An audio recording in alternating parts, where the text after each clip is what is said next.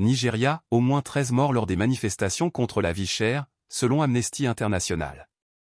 Salut tout le monde! Aujourd'hui, on va parler d'un sujet très grave et urgent qui secoue le Nigeria. Nigérian.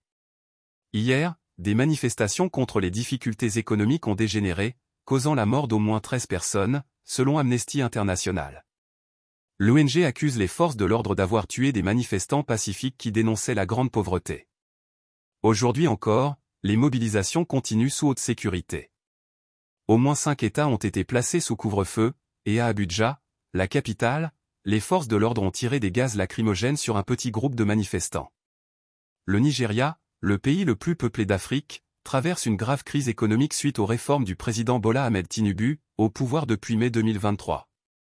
L'inflation alimentaire dépasse les 40% et le prix de l'essence a triplé.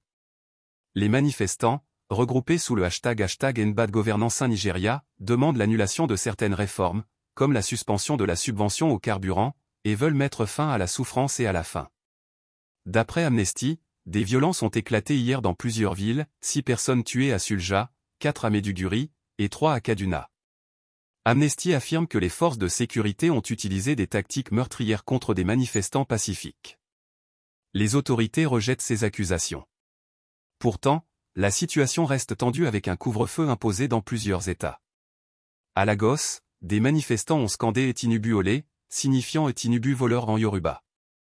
Le gouvernement demande du temps pour que les réformes portent leurs fruits, proposant des aides économiques comme l'augmentation du salaire minimum et la livraison de céréales.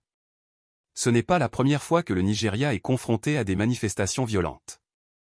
En 2020, le mouvement #NDSIRS avait déjà secoué le pays, demandant la dissolution d'une unité de police accusée d'abus. Cette brigade avait été dissoute, mais les violences avaient fait au moins 10 morts. Restez connectés pour plus d'informations et n'oubliez pas de liker, commenter et vous abonner pour rester informés.